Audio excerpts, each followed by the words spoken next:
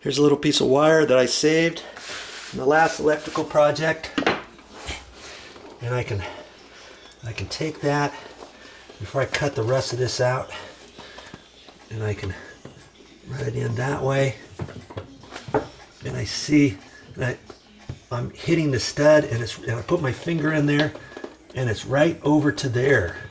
That's why you got to have this hole big enough, and then hook that like that. Once you get it, you can put your finger about where it's at. Oops.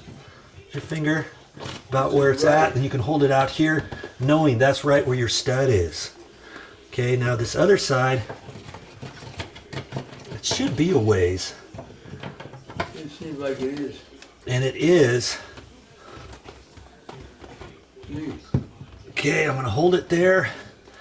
And I'm gonna measure that. And I'm sure that's right where it is, 10 inches over from there. And see, that's 5 inches, so I know, and the cabinet side is 3/4 of an inch. That's 5 3/4. So I know on this side, I've got a little more. 5 3/4, plus I got that 1x3 there to deal with, and then I've got the 2x4 stud in the wall. So see, if I poke it right next to the 1x3 on the right hand, the right hand 1x3, right to the left of that in the sheetrock, I think I'll just barely be able to squeeze it in. Worst case scenario, I'd have to chip a little bit of that out, drill a hole through there, notch it, whatever. Okay. All right. Now I can cut my hole. That's it. When I cut holes like that, this house is over 50 years old. Lots of times sheetrock gets kind of brittle.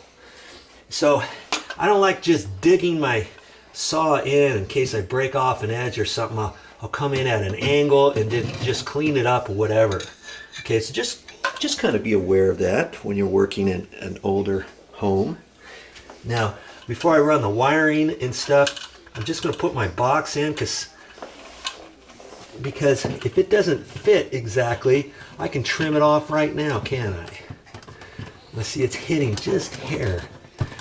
Now, if I would have put my wire in there and push it back in and it's hitting, now I got to pull it apart. So it's just easier to do it now.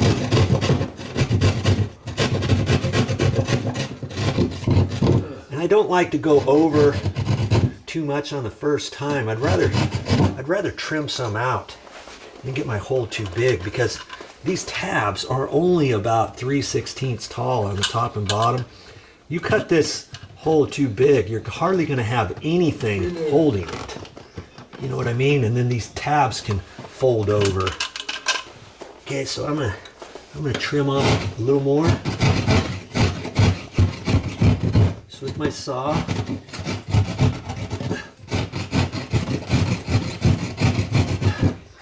Check it again. And there it is. Okay, that fits nice. Now, if I can cut my sheetrock down underneath this cabinet. Whew. That's my next step, right down through there. And I can do it straight across, or I can do it just a hair high, because I'm going up at an angle there, see? Or I can just go straight in the conduit. The Romex is going to go up that way, however I want. Take that box out of there. Okay, that's what I'm going to do now. Look at that, I just lucked out. The stud is about a 1/2 inch to the left of that hole. Okay, so now the tricky part, not too tricky. Gotta fish this into the hole, like so.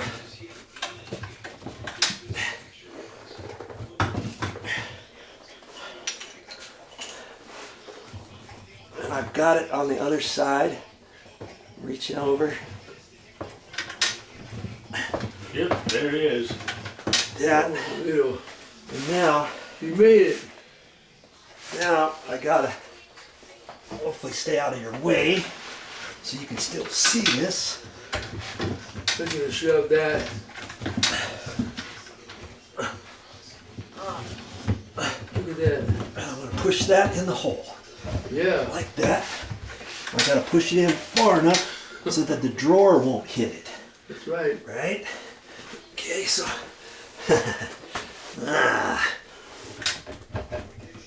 Come on. And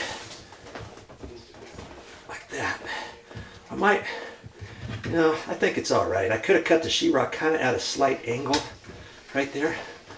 And in fact, I think I have to do that. Okay? Because it's going to spring, and every time somebody closes the drawer, it's going to want to have a tendency to push out. Okay? So where's my saw at? My trusty sheetrock saw. Just kind of cut this side here.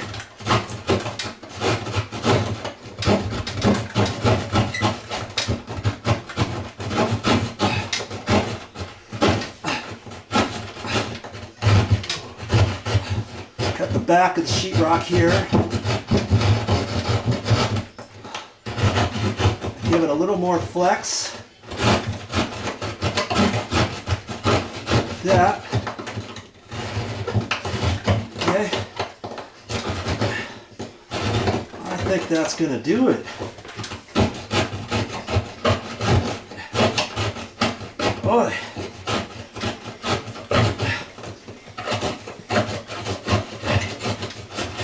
Okay. I guess I'll keep the camera rolling. That's a big hole. Oh, you want to see this and all? Is that round pipe, the round pipe going in there? Yeah. Fish this out of the hole on this side. There it is. I can hang on to that. As long as it goes through the hole, you're all right. Yeah. Oh. Oh. Ah. No gym tonight, Pops. I won't need it. I won't need it. Here's my workout right Yo-ho, it's in there. Look at that. Dinner ready. Okay. See how it's up there nice and Nice and tight about 3 there? or 4 inches. Now what I could do Make it so it can't come out. is I could squirt some caulking around there It won't move. if I want. Or some insulation spray, that stuff you get in a can. Yeah. Something like that. It won't come out. Okay. Wow. So far so good. The patch that you have to redo everything. Okay, so I'm just gonna knock one of these out. It doesn't matter, I can go top or bottom, okay, because I can flip this around. Okay, so I'm just gonna tap one of these with my screwdriver and kind of bend it up this way, and then I can reach inside the box with a pair of pliers as far as I can and just twist it. Kaboom. Yeah. You see there? Now there's a little nib back there and it's kind of sharp. See right there? I don't want to leave that because when I pull on the wire, if I pull it tight, I don't want it hitting that, so I just take my pliers and I can take that and bend it up like that. Like that. Now I could leave that, but you can take some cutters and you can cut that off if you want, like that. Okay, I'm going to put that facing down. I've looked at my wire. I made a determination. I want the wire facing down and coming back up, okay? I'm just about ready to put this box in, but what I usually do first is I like to get these screws in just a little bit more, because if you don't, see, you don't see the screw coming out there. Then sometimes you go to try to turn it. See there? Look, it already popped out of the little groove. See? And then it's hard, and sometimes your screws want to twist and strip the head because they're only small little screws.